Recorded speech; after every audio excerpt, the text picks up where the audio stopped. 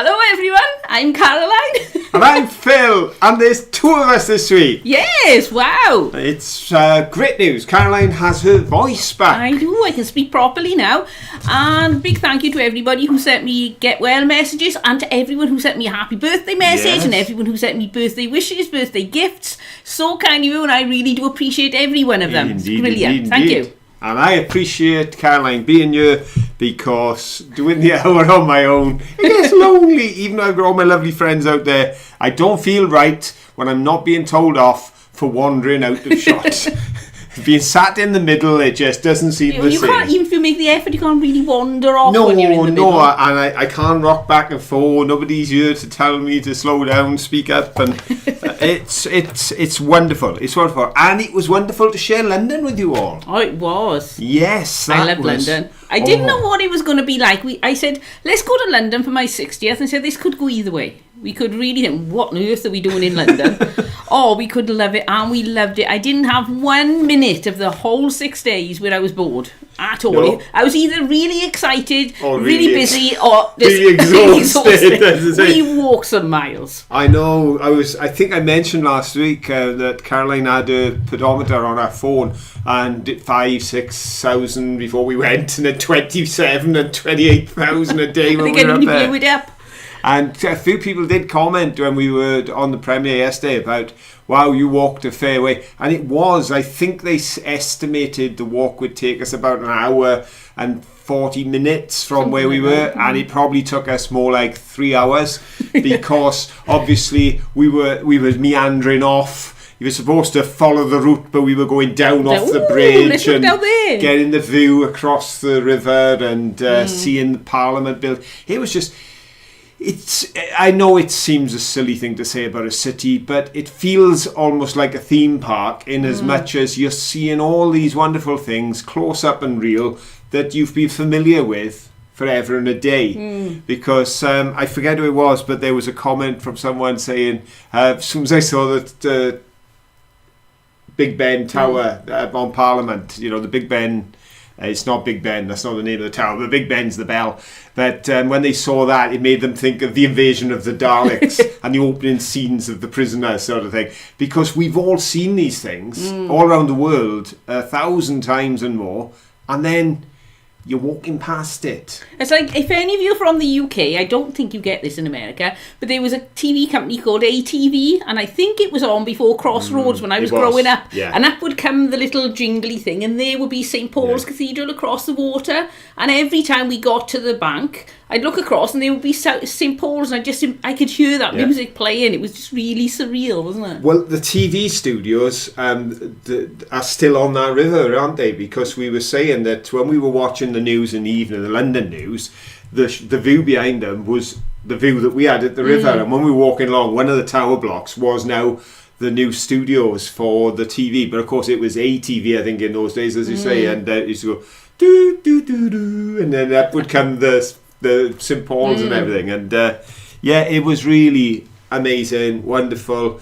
And we could do it all without boats, planes, or even driving the car. No, we were all Because self-propelled. we went by train. Because there's... No, I thought you meant when we were up there, we were self-propelled all the way to London. No, but I was saying when we went, Yeah. you know, from our house, there were a lot of railway closures, and many people who know the history of the railways know that probably 90% of the railways disappeared in the UK. But we were fortunate here because we had a super pit in Bargoed. There was another super pit not far up the valley, and because of the coal lines and everything else, they kept the line open. So whereas now they are reopening railway lines in other parts of Wales, ours never closed. So we can walk from our home in 15 minutes. We can be on a train, takes us into Cardiff. Then we just switched platforms, jumped on a train, took us to Paddington, strolled through, jumped onto the, I think it was the Bakerloo line or I'm not something. quite sure. And then we crossed over onto another one, the Jubilee, and all on the tube. And we were 5 minutes from our hotel. It was great. It was great, but sharing it with you has made it fun because 2 weeks on, it brings it all back. Yes, it was lovely to watch it. Yes. Anyway, I'm going to have to see who were the first three in. You are. Because we haven't done that yet. So the first three on the podium tonight is first place, Ed Creative. Well done, Ed. Second place, Lexi B. Well done, Lexi. And in third place was Jen W. Well done, Jen. And just pipped to the post, Bonnie Tyler fan. So well done, but there are a lot more podium places coming up yet when the quiz starts. Oh, yes. And I noticed a comment there from Beata saying train journeys are relaxing when the train arrives. And they certainly are, you know, it means, and of course going into a city like London, the big advantage as well is you get there so much quicker by train. You don't have any traffic issues on the way, which sometimes the motorways get snarled up and you end up in queues. And of course, they've got charging systems in these cities, which we just don't understand. And if you had to go in and pay for the ultra low emission zone, the ultra low emission zone, that can be up to £12 a day. Plus parking in London, it's not as expensive as it once was, but you're still looking at £30 a day where we were. So you put all that together, and it was double our train fare. We were in pocket, and we had the relaxation. But there was a news story broke when we arrived, and it turned out that the train prior to ours, I believe it was. When we arrived back home, wasn't it? Yeah, the train prior to ours, somebody got married on it. Yes. They'd taken the first class carriage, had all their guests on there, and they had someone on there to take the service, and they got married on a train. On the Paddington to Cardiff train. Why not? There we go. Excitement. Too late for us, love. We've been married for 40 odd years now. I know. If we thought of it, we could have done that. Look. We could have, yes. It wasn't a thing, you know, No. But no, it was fun. It was great fun, and and thank you all for all your comments, and thank you for the encouragement as well. Because as I said, it was my first ever voiceover attempt. The actual voiceover, in the end, went quite well. Because I had done it so many times, by the time I got to in the end, I kind of knew it off by heart.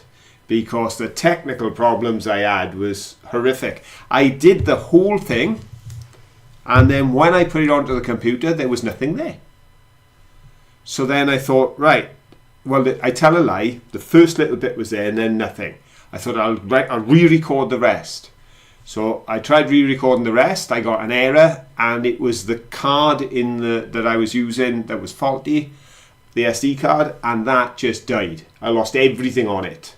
Fortunately, I had a backup of the footage on Caroline's laptop, so I was able to use that. But so it was the Gremlins got me. But it was. And my big worry was I haven't got a clue how to set the sounds. So I said to Caroline, we've got to sit and watch this because I haven't got a clue whether the noise of the traffic is louder than my voice. I don't know.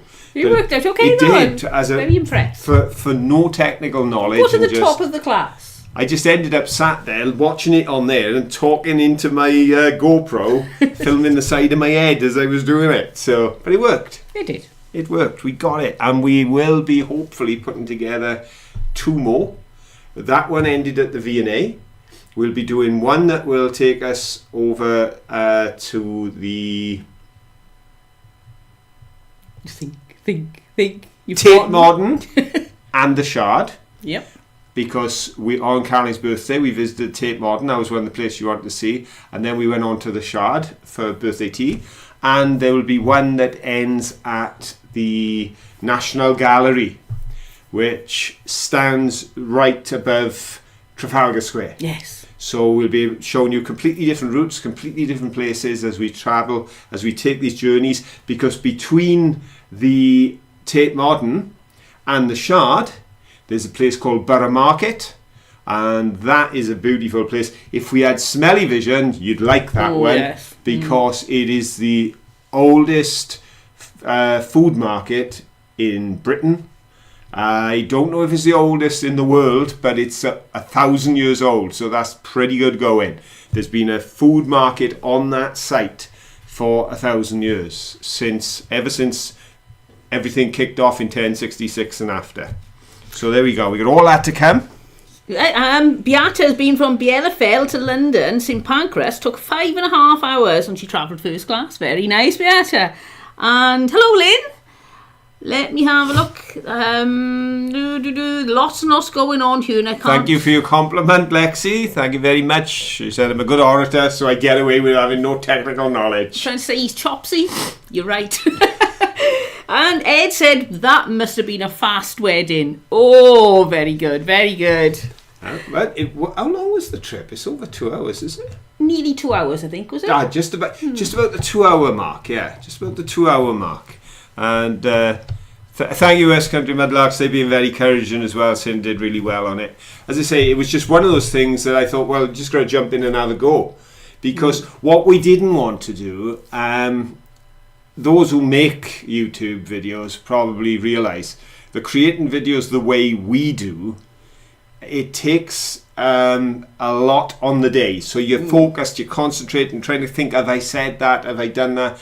And we didn't want that to interrupt the holiday. But at the same time, we didn't want to miss the opportunity to be able to share the trip with yourself. Had we gone specifically to film London, it would have been very different. Yeah. But we just thought, well, we can make a film while we're here and it won't get in the way of the holiday. And it didn't. So, we simply took the camera, walked along, and the only time I got in trouble was in the National Gallery. Yes. Yes. I got told off. He did. I don't think it's on film, tut. but a big burly gentleman in a uniform came up and said, excuse me, you can't do that. I think I was filming the Haywain by John Constable, and I thought, what have I done wrong? There's no sign saying no filming, everyone's filming. He said, you can use your camera, you can film, but you can't have any additional equipment. And on the bottom of our camera was just a tripod about this long, just about 6 inches long, just so I could hold it, because the GoPro's only this big. So I had to take the GoPro off and carry the little GoPro in my hand, because the rules in the art gallery were you can use cameras. I don't think you can use flash. No, we definitely can't. Can't use flash, but you can use a camera, but you must not have any other. I think it's to stop professional people going in. And I think it's a health and safety thing as well. Because I know when I was a photographer, they'd ban tripods in a lot of places. So people were buying these monopods, which were just one leg, and it helps you balance, and then they banned monopods as well. So I think it's probably health and safety tripping up. I got to be honest, though. I think. With a 6-inch tripod in my hand, if anybody tripped over that, they'd probably break my wrist. So, but it was the rules. Yes. But that was the only time I got in trouble with any security people all week. It was. Because when we were in there, Karen said, you carry on there. I always feel too guilty. I'm terrible. And I was going around going, do. But saw some lovely things, lots to share. Anyway, do you want to have a question? We better have a question. We still haven't got a jingle. No, I'm rabbiting on. We didn't have anything last week because I was all on my own. Hello, Mankey. How you doing? You wasn't with us, was you, Mankey? No, you was out gallivanting with your friend, you was. You went off around London on your own. You didn't join us at all. So, what are we going to do when we come to the... Yes, I know. Yeah, Mankey's thinking, how are we going to manage the how many times do you see Mankey question? We've got a solution. Oh, yes. We've got an idea, haven't we, buddy? Okay, folks, here we go. It's time for a question. Hey! Right. For a long time, London Bridge was the only bridge that crossed the Thames. But nowadays, there are over 200. How many of those bridges are in central London? Between Hammersmith Bridge and Tower Bridge. So including Hammersmith and Tower and all those in between, the London bridges, how many are there? Do you think there are 7 bridges? That would be A. 14 bridges? That would be B. Or 21 bridges? That would be C. Go! There we go. You've had your go off, Caroline. So, what are you thinking? 200 bridges. Because, of course, the Thames is... We always think of the Thames in London. But it's a bit longer than London. Yeah, it starts in a little village of, I think it's Kemble, up in the Cotswolds in Gloucestershire. And then flows all the way down, and it comes down through Oxford and Reading and meanders its way down. But, of course, by the time it gets to London, it's a significant river. as you saw on the footage. But within London, what we would term London itself, and given the guideline of Hammersmith to Tower Bridge, how many do you think there are? Well, we've got a lot of answers coming in, folks. And we got a lot of people in. We've got 55 in tonight, which is great. Wonderful. Absolutely. So, I better pass some cookies around, hadn't I? Chocolate cookies, anyone? Help yourself. The plate's coming around now. Right. If you first, don't take all the cookies. Well, Right, lots of answers. We've got A's, B's and C's, which is encouraging. We've got a variety. I'd say... I guessed this one right when Phil asked me. I'd say there's probably... Well, it's easier to say there's less C's, I think, than there are A's and B's. I think A, I would say, is the top one. Yeah. More A's than anything. Well, all I can say is those who did decide they were going to go for C at 21 bridges in London are correct. There are 21 bridges crossing the Thames in London. Because there were a few just where we were, weren't they? What do you think? We filmed the Westminster London Bridge. We walked over a few. We walked across a few. We went over the Millennium Bridge, which is a footbridge, because they count as well. What did they used to call that? The Bouncy Bridge or something? Because when they first put it up, when all the crowd started walking across, it started bouncing. But it doesn't bounce anymore. Yeah, it was very elasticated. Right then, so we've got 4 B's before we get to our first C. So the 5th person to answer was the first podium, and that's Ed. Well done, Ed. He's taking podium, so getting in first. I know, he's on the ball tonight. Woo-hoo. Ed, you've got it, mate. You've got the gold podium. Rachel Bailey. Well done. You're Rachel. You're the next C. Going down. Going down. Ed, you got in again. I'm not giving you the other podium.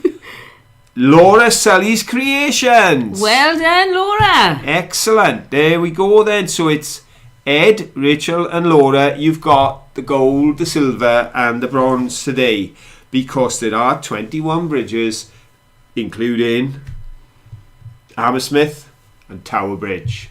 Of course, a lot of people think of Tower Bridge as London Bridge, which becomes confusing, because I suppose it is the most famous of the bridges. Tower Bridge, I would say most people see that as an iconic Thames bridge, isn't it? So I've just lost my chat. I'm just trying to fix it a second. In a later video, we actually walk across Tower Bridge. We cross over Tower Bridge, we walk around the Tower of London, and we film around that area as well. I think we went that way when we headed to possibly the National Gallery.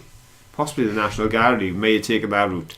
But as I say, we took 3 routes across London, significant major routes. We got other footage as well, but we'll bring it all together and share it with you. Okay then. Now, we have got some finds. They're not from London. They're not from mudlarking, because obviously we couldn't mudlark in London. We took a stroll on the beach. That's totally permissible. Anybody can walk on the foreshore, but you can't pick anything up unless you've got a permit. Now, sadly, I actually have still in the house the permit forms that I filled out just prior to COVID coming in, and decided, well, it was pointless submitting them at that point because we were locked in. And then by the time we looked at doing it after and thought of going to London, it was too late, because I think for the first time the River Authority have suspended licences on the Thames, because the boom in mudlarking, the success of people like Nicola, who has got tremendous following, and others, means they have been inundated with thousands and thousands of applicants, and again a lot of people picking up a lot of stuff off the foreshore, so they just decided to hold fire for the moment and reassess. And we got caught in the crossfire, didn't we? Because we couldn't do it. But the finds we've got are something Caroline found at auction. Yes. Because, as you know, we occasionally see things on auction we want to pick up, and Caroline spent £3. I know. I wanted to. we often find bits of china and you think, oh, I wonder what that was off, and I often say, oh, I bet that would have looked really nice. So I got these. They're so cheap because they're all damaged, but that doesn't matter. This pale blue pattern, we find so much of this. We find a lot of that. Lots of the edge bits there. We find a lot of that on the Sarawi, don't we? Yeah, and that's so you can see there's a lovely meat plate there, and on the back there says, I can't actually read it. Shall I have a look? So I'll show everybody on the camera, just in case that's easier to read. So that's what it says. I'll give it to Phil to have a look. I can read all that, but that's a very pale blue anyway, and I've never found a really crisp printing of that either. So I don't know if that's down to how long ago it was done or the methods they use, but it's very, really crisp. We'll have to have a look under I have to get a magnifier on it, because where it's faded, it's not easy to read. Just look at this poor thing. It's got holes in it. They've gotten rusty. I think this one's cracked. Oh no, I think this one isn't cracked. Most of them are cracked. Give it a ping. Can you hear that? It makes like a dead dunk rather than a ding. So there's definitely a crack somewhere. But so that's what one of those looks like. So if ever you find a little bit of that very pale blue and white, So, that's what it come off. That looks like almost earthenware stuff, doesn't it, rather than china. It's not very porcelain-like, is it? Yeah, but so there we are. We've got a few bits and pieces like that, because as Caroline said, we often find shards. One of our largest ever shards, of course, was this one that we brought back from. Oh no, I'd love to have the whole thing of that. That was one that we brought back, and you can see there the form where that would have been one of those large oval plates, like Caroline referred to. But we just, as Caroline said, it's just nice, we thought, to show you some of the items. We're unlikely to find a whole item coming out of a riverbank or a tip, but we thought, well, for £3, I think we have 3 plates to show you, and the other one, no, the other one's more modern. I just came with the pile. That was a modern so one. I'll show you. Look at this. Look at that. Yeah, you could put your turkey or your leg of lamb on there. And see if I bring it really close. It's not a standard blue. It's not a petrol blue. It's just I can't describe it. It's like a duller blue, almost like an indigo blue. There you are. That's a good idea, indigo blue. And I really like that one. Because it's a deeper blue as well, it's easier to read the piece on the back, isn't it? I think it's Richmond, is it? It says. I read it from back here. Semi-porcelain, England, Burgess and Lee, Middleport Pottery, Burslem, and it's Richmond Pottery. So there you go. That's from Richmond Pottery. So if you've got a bit of that, then you can see what the whole pattern is like. So you may even have had just one of these little flowers and think, oh, it must have just been a flowery plate. And you can see, no, it's got these big, whatever you would call those on it as well. And this, you can see, if I show you there, can you see the crack? So this is going to have a dead thud as well. Very dead thud. That's dead as a dodo. Thank you, Ribble Finds and Crafts. Asiatic pheasant. Asiatic pheasant, is it? On the back of the other one, possibly, because that makes sense with what I was trying to see, but I didn't know the words. Have a look on the back of there. Yeah. Asiatic pheasant. Asiatic pheasant, yes, well done. Well, thank you very much. Oh, I can see them now. There they are. Pheasants from Asia. There we go. Thank you very much. There we go. Spotted that one. I just let you know, my chat has completely disappeared. I've been trying to get it back. I've ended up doing all these crazy things. I had multiple pictures of us and everything, and I just can't find my chat. Well, so I'll put it there, so if I can check have a little look across occasionally and see if somebody. I won't be able to follow it like I always do. If you see a row of smiley faces on there, you will, because I don't even see it. But I got to be honest, that huge meat plate Caroline showed, even with the little crack in the back, I think that looks so nice. I'd pay £3 for that any day. If you've got a Welsh dresser, I always say Welsh dresser because we If you've got a dresser. If you've got a dresser, get it there. Just like you imagine that on the shelf of a dresser, and you could actually put, if you didn't have the whole set, it doesn't matter because you can put just a selection of different meat plates on your dresser and look wonderful. So I love getting these big old plates. And as I say, I've got a couple of tureens, one with an odd lid, one without, and I'll show you those later. I think we need another question first because time is going on. Do you think so? Yeah, I tell you, we'll go for it then. We'll go for it. Oh, want to have a whole pancake? Come on then. Here we go. You're going to do a pancake? What's that? Okay then, yes, you don't worry, you can do it. She's a bit nervous. She doesn't think that she's very good at this, but I'm sure you all think she's really good. So go on then, Panky, you can do it. Excuse me, everyone. We're going to have a question now, okay? Thank you. Well done, Panky. There you are. Okay, folks. London has 6 major airports. Some of you may recall from the video, we actually filmed the plane either leaving or returning to one while we were filming Parliament. But they have 6, which includes London City Airport, London Gatwick, London Heathrow, London Luton, and London Stansted. That's 5 of the 6, but what is the 6th one called? Is it A, London Southend, B, London East End, or C, London West End? Go! There And well you done, go. yes, you did catch my eye, Ed. Ed's put me some smiley faces as a jest testing. There we are, look, see? She's good. How do you think, folks? What do you think? I gave you the 5, but there is a 6th. Is the 6th airport that serves London Southend? That would be A. London East End, that would be B. London West End, that would be C. Ooh, well, we've got an A, a B, and a C come in. We're fine then, we're fine. We've definitely got somebody's right got a answer right will be answer there. in there somewhere. So, do we have a winner?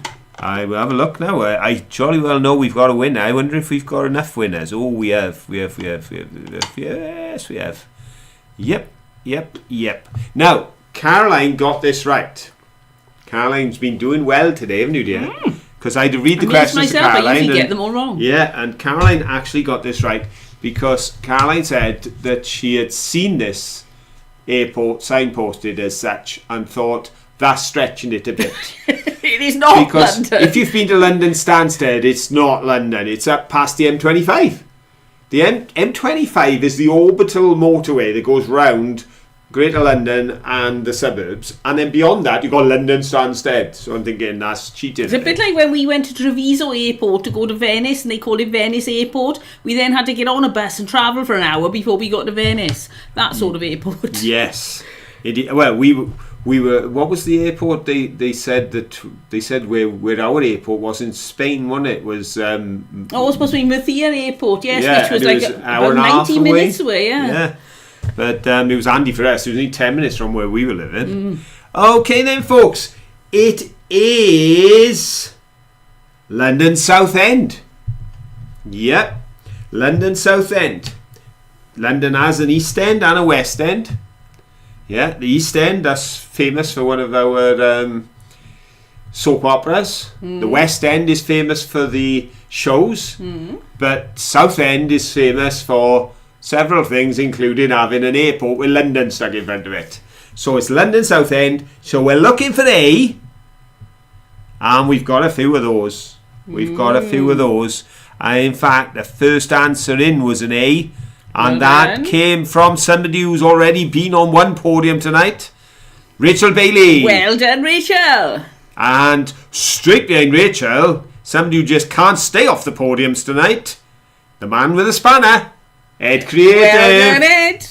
And then we've got our third A is Ian Davis. Well done, Ian. Well done. Congratulations. Excellent. And commiserations, Lexi, because you were just pipped to the post. You were on the outside edge there. But no, it goes to Rachel, Ed and Ian. And speaking of spanners, great to see you made it, Phyllis. Phyllis didn't know she could make it on time today, but I think she was pretty early in, so well done. She had a busy day. There we go. Right. Ribble Finds, when you were in London, did you go in any of the tunnels? No. Did you go walking and go under the Thames? No, we didn't do any tunnels. Yeah. I was tempted because there's quite a. I fancied the idea of going to Greenwich and go to the one under there, but we just had so much to fit into those 6 days. We decided to stay above ground and see as much as we could. Well, it was 5 actually because we got there, didn't we? That's it. You we don't travelled get up, 6 days. We travelled up on the Sunday and arrived in the afternoon, and then we were there Monday, Tuesday, Wednesday, Thursday, and we travelled back on Friday. So out of the 6, we only had 5 full days, didn't we? Really? Yeah. But no, we didn't. But interesting that you've tried out 2 of them. Oh, right. There you go, Steve. You've tried out 2 of them. They're fun. Yeah, that would be interesting. But that's what we said. The beautiful thing was we came away from London feeling that we had filled every day, that we had done so many things, we'd seen so much stuff, but there were still things that we could go back and do again. If I didn't go back, I wouldn't be devastated because I saw so much. But if we had to go back again, or we could go back again, I could certainly fill another week. In fact, on the way home, I was concerned that because you go down onto the tube and suddenly they put up notices saying severe delays, train stuck. When a train is stuck in a tube, nothing else is going to go past it. No. So I was a bit concerned that we should leave in time to walk if necessary to Paddington, which we weren't going to do because it was like 2.5 hours. But we would travel by tube and then stay that end and have a bit of time. We only had a case each and they were on wheels. But then we got on our first tube and it went well. Got off at Baker Street station and Caroline said, how far is it from here? And I said, it's about 1 mile. So we said, well, let's go up. Walk around. And we'll walk from here down, take a stroll, then have a coffee down there, then go in for our train and we'll be there about half hour before we have to leave. But of course, when we came up on Baker Street station, it dawned on me that there was somebody quite famous who lived in Baker Street. And the clue was, when we walked out to the underground station, there was a dirty, great big statue of Sherlock Holmes outside. So, even on our journey home, we took a little detour around the block and saw the house where Sherlock Holmes lived, 221B Baker Street. So that was a bonus for me because I am a bit of a Sherlock Holmes fan. I love mysteries. I love the old black and white Sherlock Holmes. I can watch them over and over. I can watch Basil Rathbone over and over. I just love black and white movies like that because they're so inoffensive and of another age. Very relaxing, I find. So that was a bonus. So even what we found as well is going from Baker Street over to Paddington, we were in a different London. It was because you weren't seeing any big tourist famous things like that. No. The crowd weren't there. It just felt so different, didn't it? It did. It was like being in another town. Still interesting architecture. Another city. Some beautiful 1930s type architecture. Now. But as Caroline said, you'd swear we were somewhere else. And we'd just come on the tube for like 20 minutes. Yeah. But there we go. So that's great. Happy news. Happy news. Happy news. You're going to put on okay, let me give you a news jingle. A news flashy jingly thingy. Yeah. There we go. I have no idea what sound is playing when it does that. I've forgotten it so long. Right then, so I am going to try to get through this without laughing, and as soon as I think of that, I start laughing. A restaurant where you can eat for free. A restaurant in England has been able to employ 22 full and part-time staff serving food rescued from landfills to people on a pay-as-you-can basis. This fantastic achievement is rooted in 2 significant challenges faced by the UK. Price inflation has increased the average cost of food by a quarter, and as many as 10 million people in the UK are malnourished. The Long Table's remarkable business model is rooted in the conscience and ethics as much as anything else they put on the menu. 6.4 million tonnes of food goes to waste in the country every year, amounting to a hefty carbon emissions from rotting food and transportation to move it around. But perhaps the reason this Gloucestershire restaurant has been able to stay open despite allowing people to eat for free if they want is that the plan was never to focus on the negative. Quote, we hold a space where we were all trying to answer a question, what if everyone in our community had access to great food and people to eat it with, says Will North, the Long Table's general manager. That's it. That's it, is it? I was looking for the rest. That's it. I should have wound on there. Said Will North, the Long Table's general manager. As if I'd give you 2 pages to read, dear. I always give you the shortest one because you... I do try to give you the short one, I do. It's just... Me and Phil's punctuation don't get on very well. I've got to be honest, right? This punctuation comes off online. Yeah. It's just sometimes I edit it slightly and I take out words and the commas and full stops go with it. But no, what I find interesting in that story was some of the statistics they gave. Like 6.4 million tonnes of food waste, and these people are just taking that stuff, taking a little portion of that, but not just feeding people, but using it as a community project so you can eat there for free. If you go in and say, I can't afford to pay anything, they will give you the exact same meal as they give to the next person who says, I can give you £3. Or the next person who says, I can give you £12. You all get the exact same meal. But because some people come in and use the restaurant and can pay something, they're employing 20 odd people. So they've created 20 odd jobs.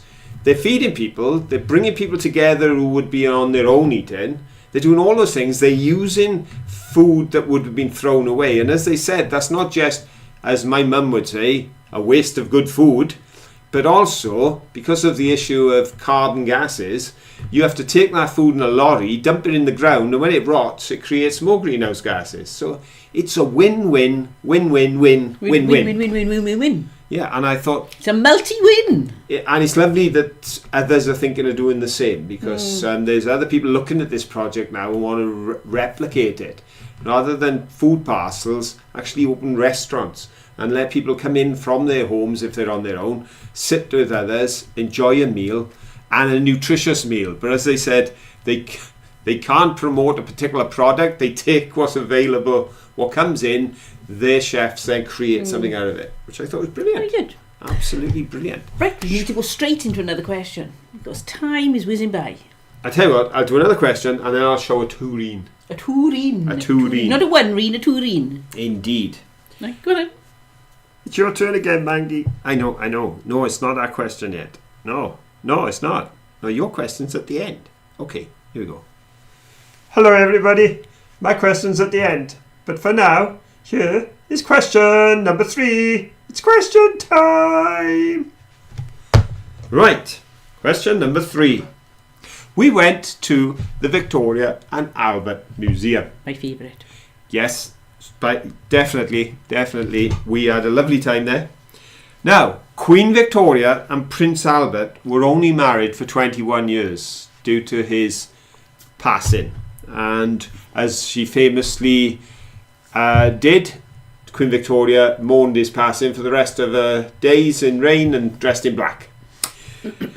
But during that 21 years, they had a number of children who made some very powerful marriages around the world, because Victoria, through her children, built links with various nations. I want to ask you, how many children did Queen Victoria and Prince Albert have? Was it A, 5, B, 9, or C, 14? Go. Okay, so that's the question. How many? We've been to Osborne House many years ago when my children, who are now up in their 30s and 40s, were little.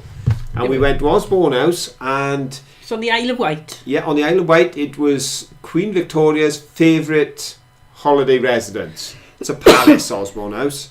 And they built a Swiss cottage in the garden for the children to play house in. Full-size Swiss cottage with a kitchen, with all little utensils for them to use. Just like a normal house, only everything was Everything shrunk. was miniaturised, wasn't it? Absolutely. Very lavish. Oh, golly gosh, yeah. How the other half live, eh? Because there weren't many people around here who had a house. Well, most people with the size that could use those things were actually down the mines or Yeah. working in the mills or something. But we've been to Osborne House. It's quite an amazing place, isn't it? It was. Well worth a visit. I remember the carp in the pond. Of all the things, Phil remembers the car. Yeah, but remember, if you chucked any food in, they all came up and all go... You see all these mouths coming out of the water like that. Ooh, freaky.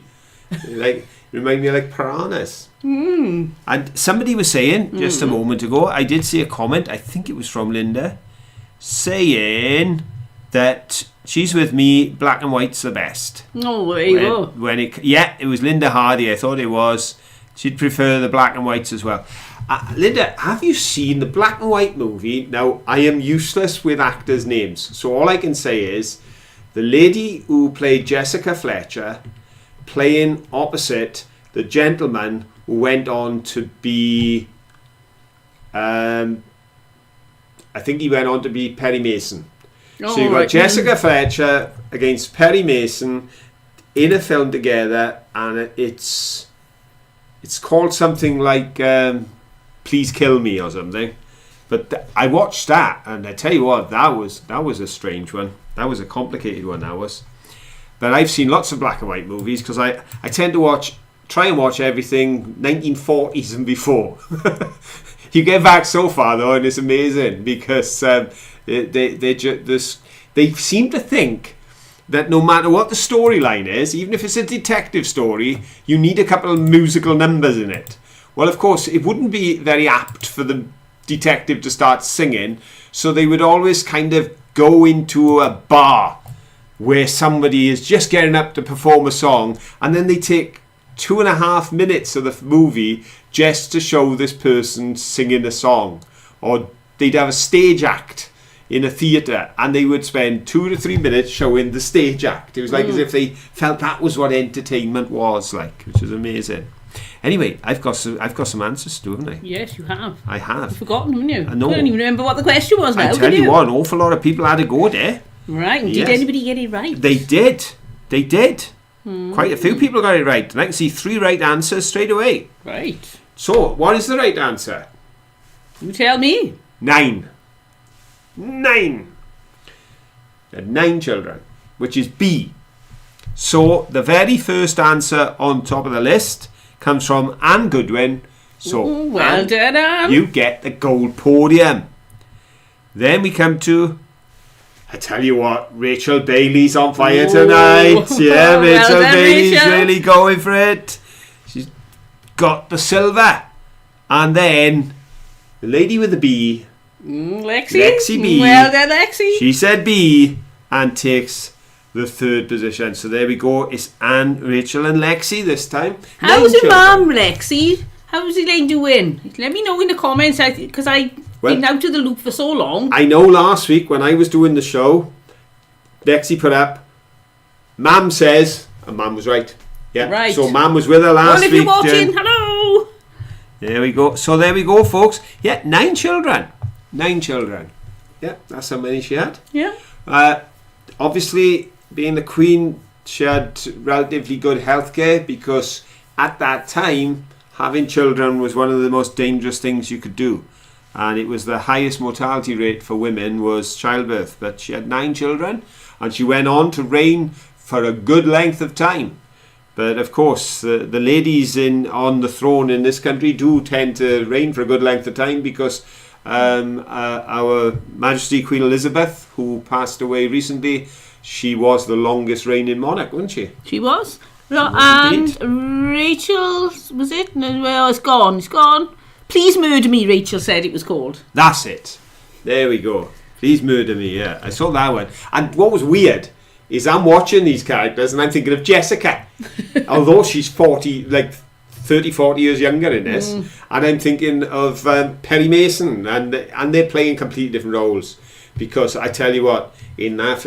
Lansbury, that's her name, isn't it? Angela Lansbury. Angela Lansbury. I tell you what, as Jessica Fletcher, butter wouldn't melt in her mouth. But you wouldn't want to cross her in that one. Oh no, she was a wicked woman. Yeah, wicked woman. Okay, Right. I did say I'd show a tureen. You did. You did. Show us your tureen. I tell you what, I'll keep the best till last, so I'll show you the odd tureen first. The odd tureen has a different base to the lid, because that's how it was in the thing, but it means I can show you 2 patterns, because there's one of the patterns that we sometimes come across. And if I have a little look inside, I can see a pattern number, and that says Worcester. Royal Worcester. And then there's another word, VITR. Vitreous, I think. Yeah, and it's got a number on the bottom. So that's a bit of posh, isn't it? It's very nice, and as it is, it fits on this tureen, which is completely unrelated. Yeah. Look at the fit there. Because of the style of tureen, the other one is a similar style, they interchange the lids. Now, whether these just were random or whether somebody was using it, because if you're using this for the purpose it was It created... doesn't matter that you've Well, got yeah. the wrong lid. If you just want to put your spuds in and keep them warm, you just drop the lid on. Keep the flies off, won't it? This one, though, is Royal...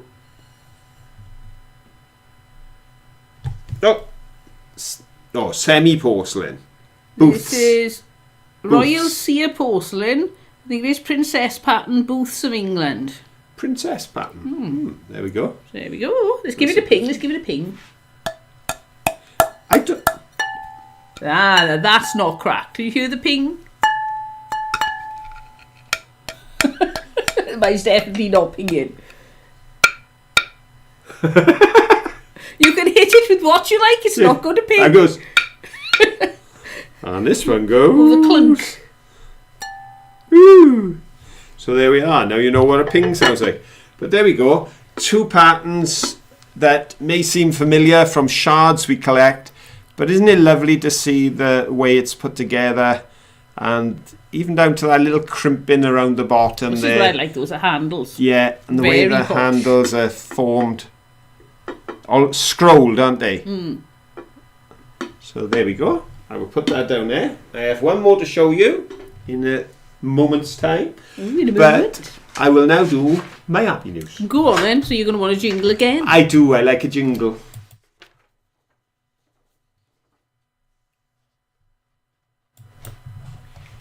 Magnet Fisher's biggest catch. Ooh.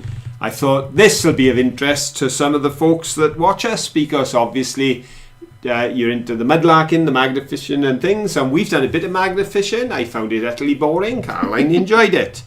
But there we go. A magnet fisherman had spent several rainy hours pulling out scaffolding components from his local river, but decided not to give up and go home. And eventually his magnet snagged something rather more interesting. Pulling it out of the water, Trevor Penny recalls shouting to his friend, "What do you think this is?" And his friend said something like, "Looks like a sword to me." That was exciting, but it got a lot more exciting as the days went by.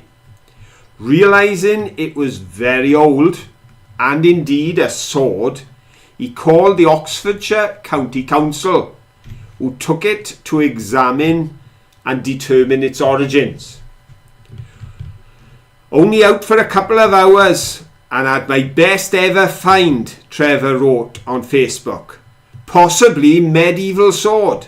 Whatever era, it's definitely over 250 years old." So he was obviously quite chuffed. But when the council liaison officer came back to Penny with news, the sword dated back to the 8th or 9th century Pretty old. and almost certainly belonged to a Danish warrior. "It's the oldest thing found in this county magnet fishing," Trevor told the local paper. The liaison officer said it was rare to find whole swords. "I was so proud of the moment I found it." There was a little dispute with the landowner and the River Trust, who don't permit magnet fishing, Trevor admitted. But the River Authority has sent a legal document saying they would take no further action on the condition the sword was passed on to a museum. As Trevor said, he's already done. There you go. So there we go. I thought that was nice, because I do feel for people who go out and do the magnet fishing and come home and do the magnet fishing and come home and then to, like he said, he was wet, it was cold, and he thought, I'll just have a few more goes. Pulled out a spectacular find, which is good news. So there we are. I thought I'd share that for all the magnet fishers out there who are about ready to give up. It seems like it's worth keeping going, or at least Trevor thinks it is, because he got himself a Viking sword, which was about 1,200 years old. Not bad, that. Not bad at all. Not bad at all. You want another question now? I do. I can tell. Watching the time. I can see by the look in your eye. Panky. Your turn. Okay. Excuse me. Question time again. Okay, folks. Here we go. Another question. The incredible building that houses the Supreme Court isn't as old or ancient as many of the buildings in London, which go back as much as 1,000 years and more. It's not as modern as some of the glass towers we've seen, and certainly not as modern as the Shard, which wasn't there when we were there some years ago, and now it is. It was actually completed in 1913. But we were well impressed by the carvings on our Supreme Court.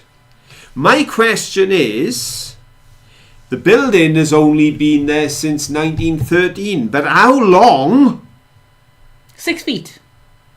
has the Supreme Court been established? Is it A, since 1609, B, 1809, or C, 2009? Go. There we go. So what are you thinking? Do you think it's just over 400 years since we established the Supreme Court? Do you think it's just over 200 years since we established the Supreme Court? Or do you think we established the Supreme Court 15 years ago? That is the question, folks. What are we going for? How long have we had the UK Supreme Court? Oh, the answers are coming in, and we got one of each, which is always positive. Oh, we always like to have one of each. In fact, we got several of most. So Yeah. we're going to be all right. Lots of A's. Yeah, I think A's in the lead. Less B's and more C's, I think. There we go. But A's are in the lead. But are you right? Are you better off going with the crowd at this point if you're going to vote? Or are they all wrong? Right then. Well, I can tell you that the first correct answer in is Mr. Dan Fetters, Oh, well done, Dan. who said C. I got this one right as well. There we I go. have to let you know when I get them right, because I don't very often.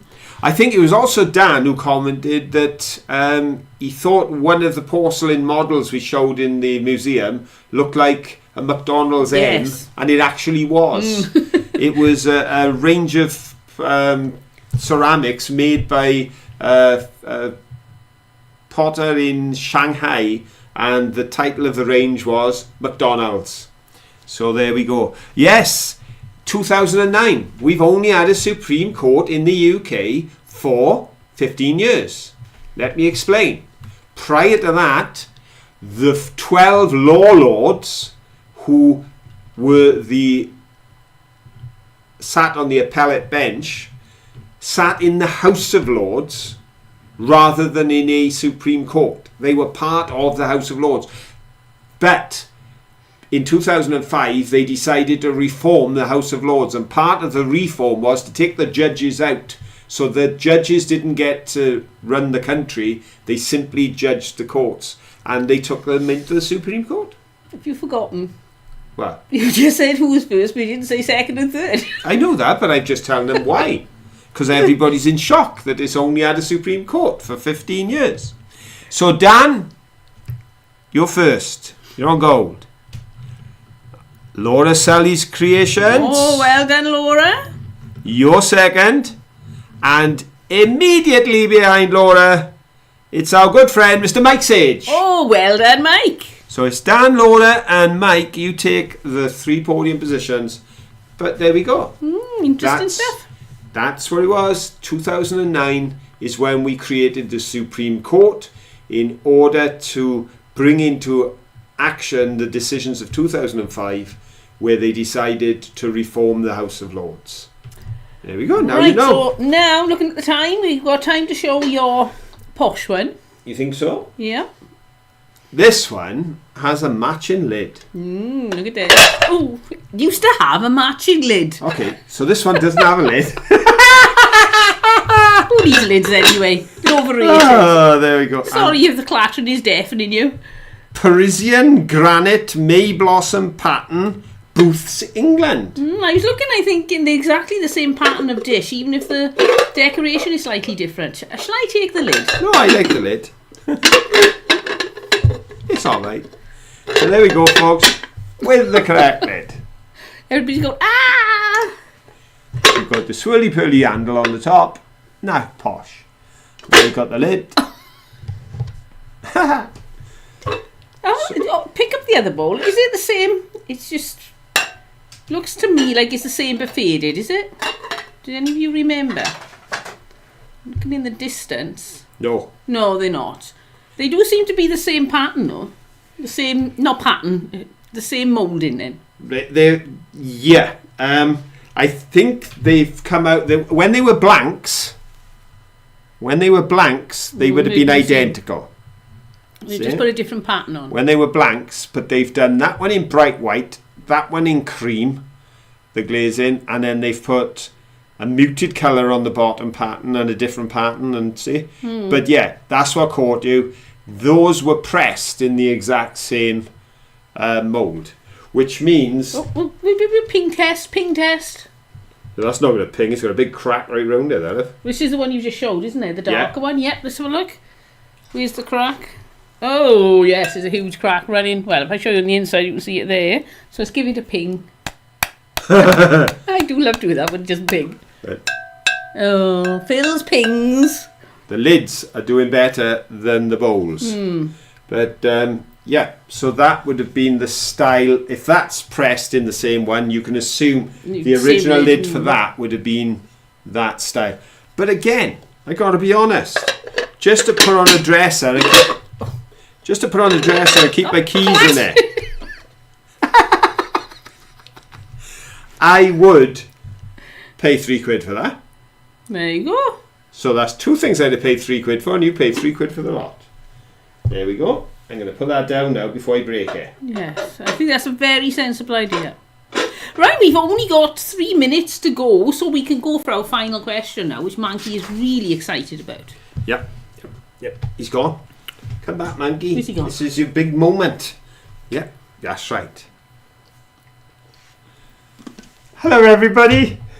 I wasn't in the video, but we have got a final question. So, it's question time. Okay, folks. Are you ready for this? As I say, you couldn't count monkeys, but did you notice Caroline did appear on the odd occasion and intentionally on video? How many times did Caroline appear in this week's video?